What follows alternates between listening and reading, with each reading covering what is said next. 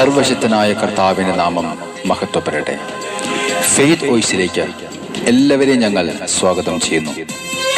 സുഭാഷിതങ്ങളുടെ പുസ്തകം 10-ാം അധ്യായം 27-ാം തിരുവചനം ഇങ്ങനെ വ്യക്തമാക്കുന്നു: ദൈവഭക്തി ആയുസ് വർദ്ധിപ്പിക്കുന്നു, ദുഷ്ടരുടെ ജീവിതകാലം പരിമിതമായിരിക്കും.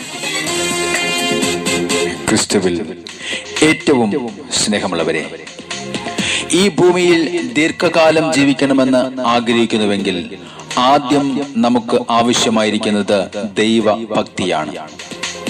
പരിശുദ്ധനായ ദൈവത്തെ അറിയുകയും അവിടുത്തെ ആരാധിക്കുകയും നമുക്ക് ഈ ഭൂമിയിൽ തന്ന സമയം മുഴുവനും കർത്താവിനോടുള്ള ഭക്തിയിൽ നിലനിൽക്കുകയും ചെയ്യുമ്പോൾ തിരുവചനത്തിലൂടെ ദൈവമായ കർത്താവ് പറയുന്നു: ഞാൻ നിമിത്തം നിന്റെ ദിനങ്ങൾ പെരുകും, നിന്റെ ആയുസ്സിനോട് കൂടുതൽ വർഷങ്ങൾ ചേരുമെന്ന് സുഭാഷിതങ്ങളുടെ പുസ്തകം 9-ാം അധ്യായം 11-ാം തിരുവചനവും വ്യക്തമാക്കുന്നു. സ്നേഹമുള്ളവരെ, ദൈവഭക്തി ജീവന്റെ ഉറവയാണ്.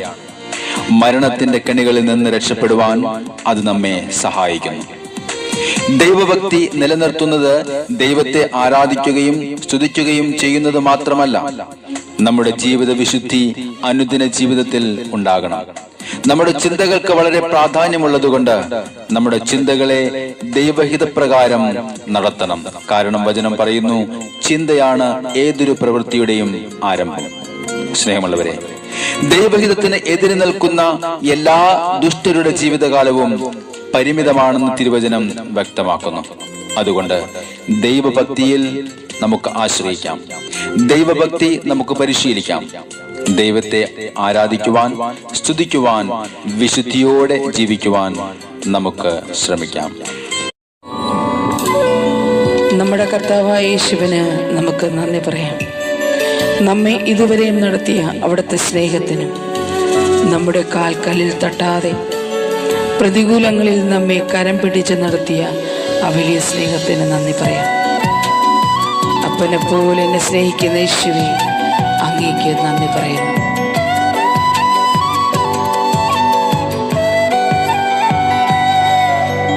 കഴിഞ്ഞയാണ്ടുകൾ ആരംഭം മുതൽ ഇന്നയോളവും നന്നായി നടത്തി. കഴിഞ്ഞയാണ്ടുകൾ ആരംഭം മുതൽ ഇന്നയോളവും നന്നായി നടത്തി.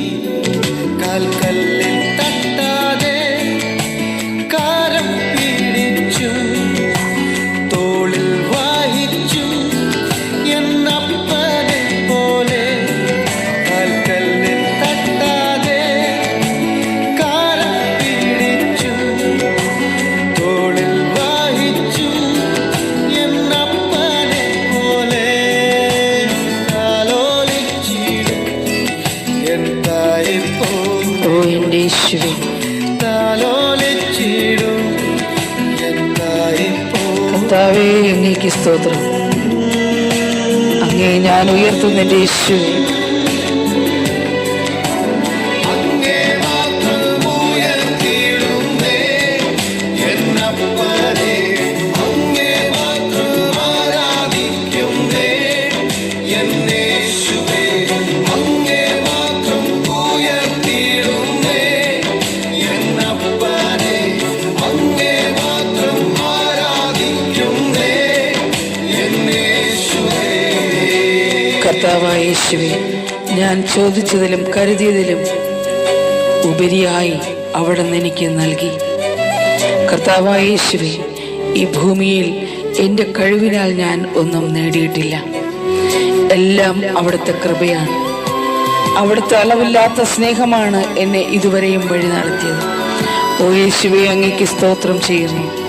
ചോദിച്ചതിലും നിനച്ചതിലും അത്യന്തം പരമാ എന്നിൽ നൽകിയും. ഹല്ലേലൂയ. ഞാൻ ചോദിച്ചതിലും നിനച്ചതിലും അത്യന്തം പരമാ എന്നിൽ നൽകിയും.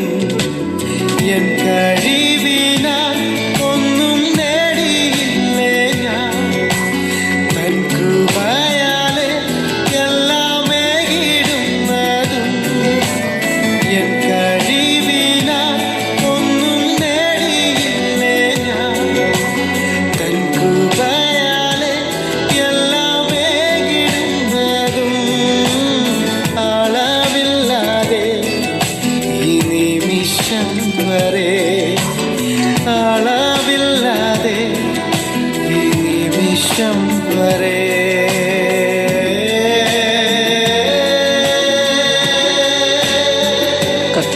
സ്തോത്രം. അങ്ങേ മാത്രം ഉയർത്തിയിടുന്നേ എന്നപ്പനെ, അങ്ങേ മാത്രം ആരാധിക്കുന്നേ എൻ്റെ യേശുവേ.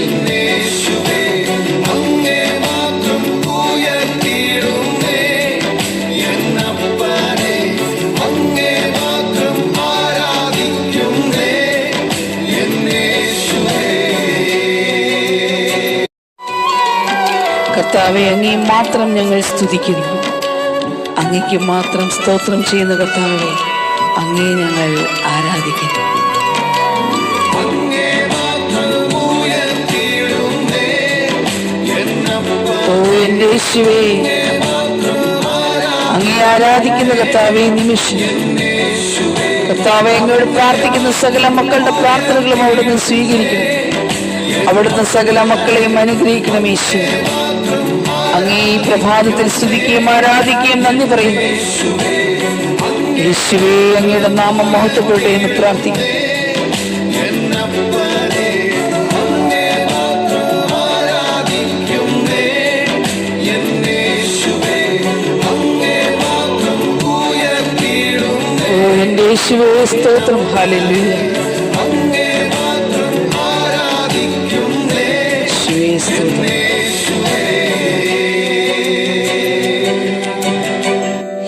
ഇന്ന് നമ്മുടെ ജീവിതത്തിലെ പ്രതികൂലങ്ങളും തകർച്ചകളും എടുത്തു മാറ്റി ദൈവമായ കർത്താവ് ഏവരെയും അനുഗ്രഹിക്കട്ടെ എന്ന് കർത്താവായ യേശുക്രിസ്തുവിന്റെ നാമത്തിൽ ഞങ്ങൾ പ്രാർത്ഥിക്കുന്നു.